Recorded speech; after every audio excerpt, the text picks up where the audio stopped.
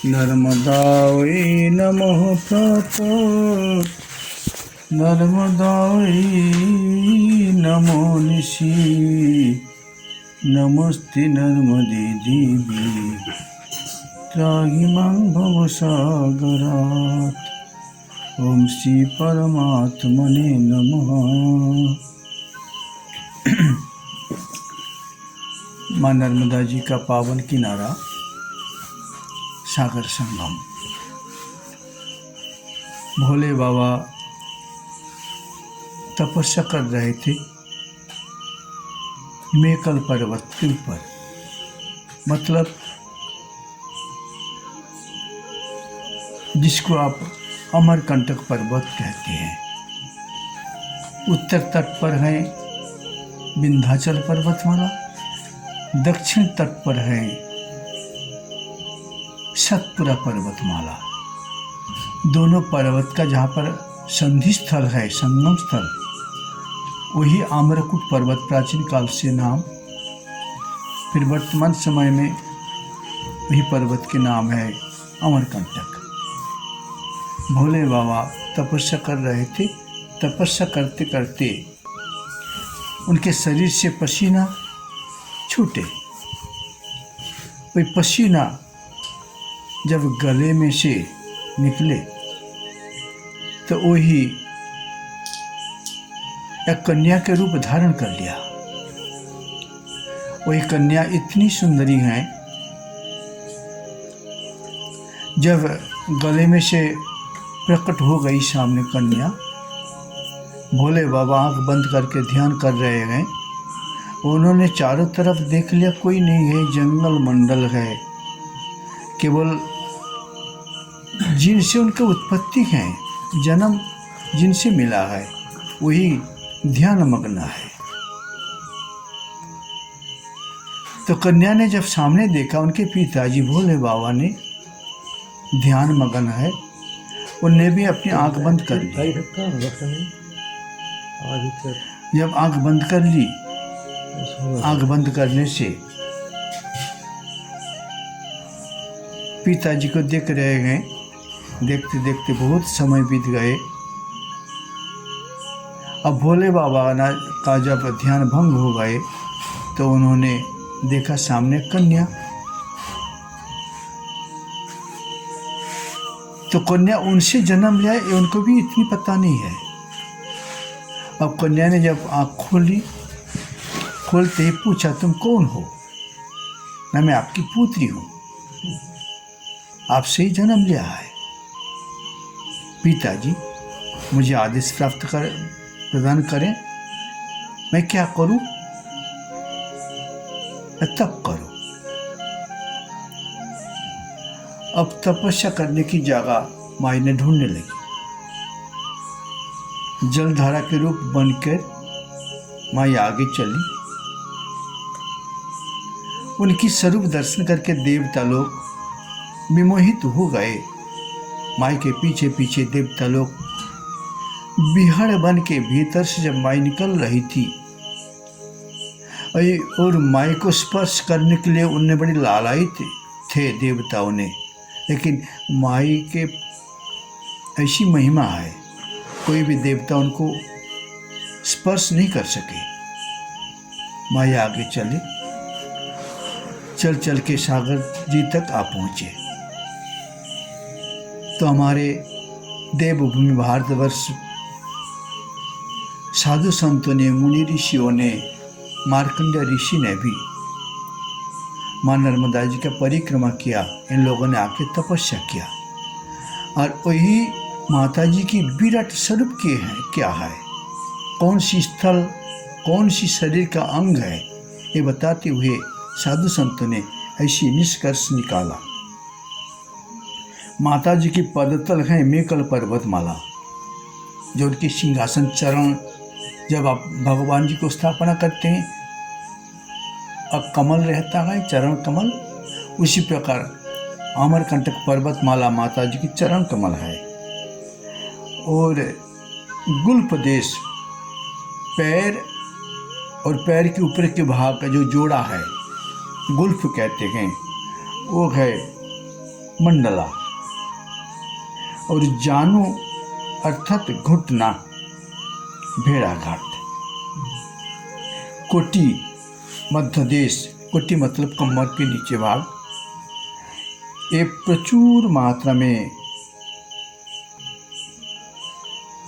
पावन धाम इसको कहा जा सकता है और रिद्धि सिद्धि के ये दाता है।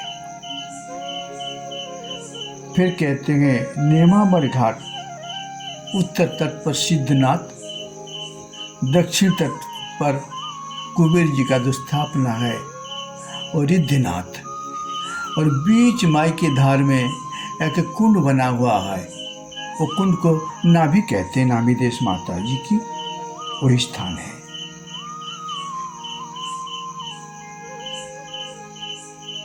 ओम दीप में पुण्य सलिला प्रोक्त उत्तर तट पर स्थित ओमकारेश्वर हैं।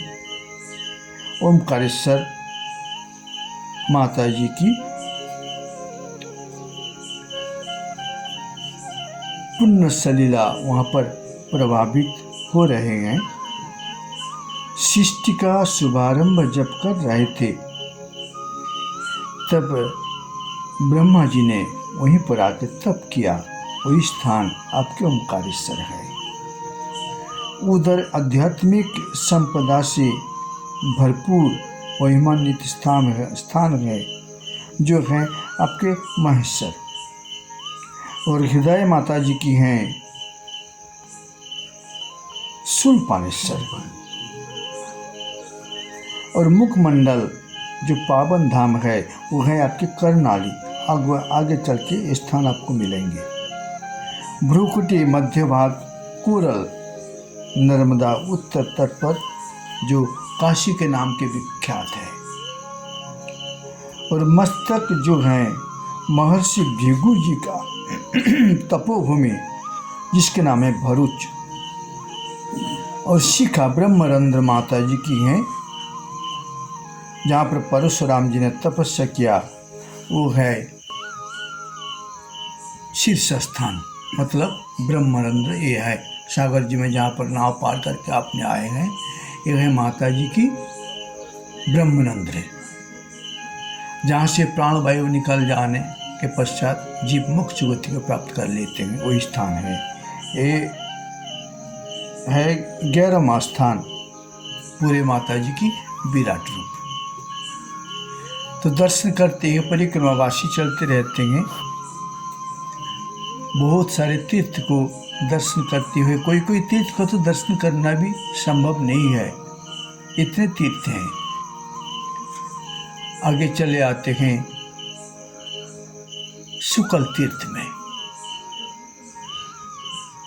इक्ष्वाकु वंश के एक राजा थे, जो राजा के नाम है चाणक्य, जो बड़ी प्रभावशाली थे, तपस्वी थे, वीर योद्धा थे।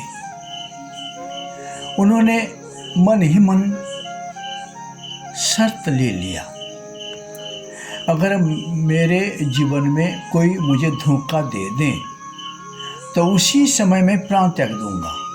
इस प्रकार उन्होंने मन ही मन एक शर्त ले लिया था। और हमारे देवभूमि भारतवर्ष में 2 असुर रहते थे, सुंद और उपसुंद, दोनों आपस में भैया थे। इतने मेल उन दोनों का कि कोई भी, वो दोनों जब तक लड़ाई के मैदान में उतर जाते थे, कोई भी उनको सामना नहीं कर पाते, विजय प्राप्त कर लेते थे। लेकिन तपोबल से ब्रह्मा जी को प्रसन्न कर लिया, किंतु जब ब्रह्मा जी के ऊपर उन्हें दवा डालने के लिए तैयार हो गए तो ब्रह्मा जी ने उनको अभिशाप दे दिया, जाओ तुम कौवा बन जाओ। कौवा बने दोनों भैया, सुंद उपसुंद, और उन लोगों ने वही चाणक्य जो राजा हैं, इक्ष्वाकु वंश वाले राजा, उनको धोखा दे दिया। जब कोई कारणवश धोखा दे दिया तो राजा का जो शर्त है, पहले का उन्हें शर्त किया था, कोई धोखा दे तो मुझे मृत्यु ग्रहण करना पड़ेगा। तो मृत्यु ऐसी जगह में हूँ जहाँ पर मुझे मोक्ष गति मिल जाएगा। उन्होंने अपने मृत्यु का जगह ढूंढते हुए धर्मराज जम के पास पहुँचे। जमराज के दरबार के पर पहुँचते ही जमराज ने उनसे आगमन वार्ता पूछा, आप क्यों आए हैं? न महाराज, मेरी इच्छा है, मैं शर्त रखा था कोई मुझे धोखा दे तो ऐसी जगह में हो जिससे कल्याण होगा। ऐसी जगह बताइए।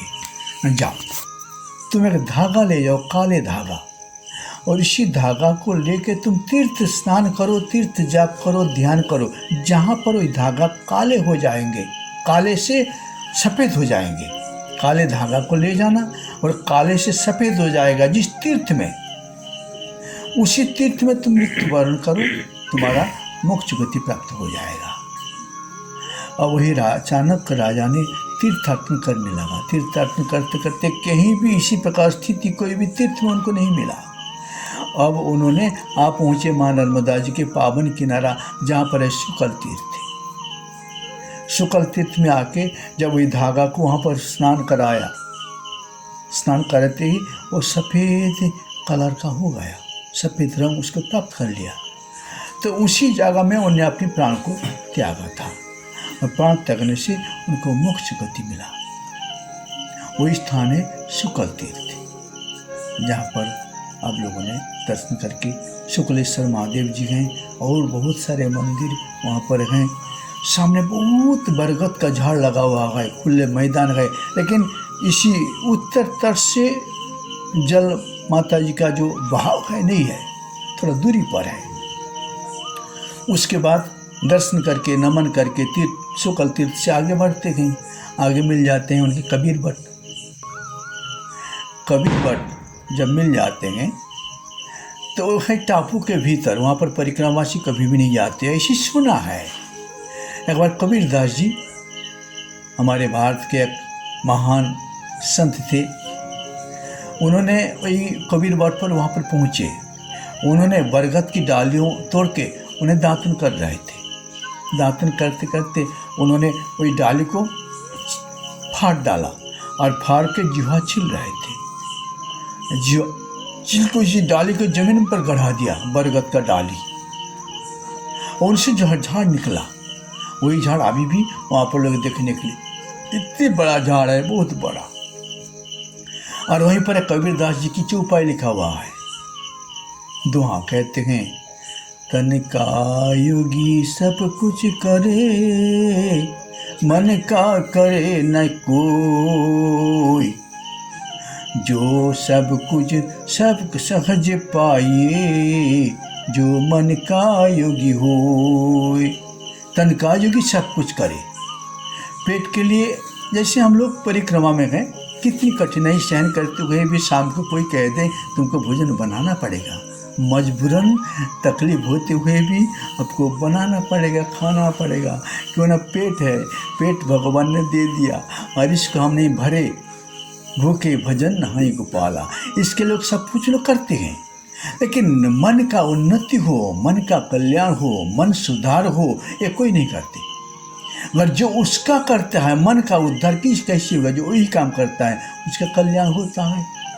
हमारे श्री श्री श्यामाचरण लाहिड़ी महाशय जी के कहना गए, तुम्हें 3 प्रकार के कल्याण तो जरूरी गए। पहला तन, इसके बाद मन, इसके बाद आत्मा। ये 3 का अधोगति हो गया मतलब आपका हो गया, कोई काम के आप नहीं रहे। अतः तन का उन्नति कैसे होगा? जैसे आप लोगों ने अपने भोजन के बाद आके वज्रासन में बैठिए। ये वज्रासन में बैठने में क्या फ़ायदा होता है? हमारे पेट में जो पाचन तंत्र है, आप तो भोजन करके सो जाएंगे, लेकिन भगवान जगे हैं हमारे पेट के नाभि के पीछे। श्री गीता जी में बड़ी सुंदर एक श्लोक है, अहं वैश्वानरो भूत्वा प्राणिनां देहोमाश्रित प्राणापानो समायुक्त पचा मन्नम चतुर्विधम।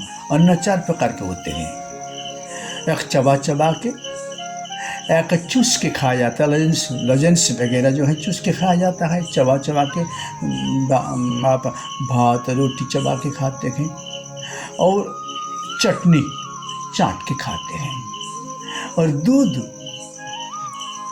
खीर ये आप पी लेते हैं। ये 4 प्रकार के अन्न पचाते हैं कौन? हमारे पेट के नाभि के पीछे वैश्वानर देवता हैं। वही रात जाग जाग के आप जो कुछ खाया है सबको पचाने का उनका काम है। लेकिन उनके ऊपर ज़्यादा दबाव आ गए, वो सहन नहीं कर पाए तो पेट बिगड़ जाता है। इसलिए आप वज्रासन बनाएंगे तो पेट में जो हमारा अग्नि है, अग्नि देवता, वो पचाने की, पेट आपका अगर जैसे शमशान है ना, पेट कैसी शमशान है। आप शमशान में जाते हैं मरे हुए लोग को जलाने के लिए, और जलाने के बाद वो भस्म हो जाते हैं।